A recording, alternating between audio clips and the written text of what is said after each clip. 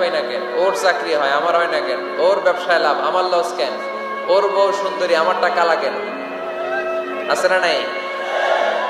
না, অভিযোগ করবেন না।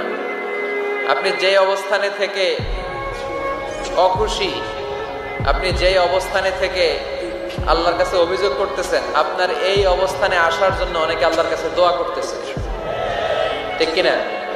কিন্তু আপনি এই অবস্থানে খুশি না। অনেকে এই অবস্থানে আসতে চায়, তাদের স্বপ্ন যে তারা একদিন আপনার স্থানে আসবে, কিন্তু আপনি আপনার জায়গায় থেকে খুশি না।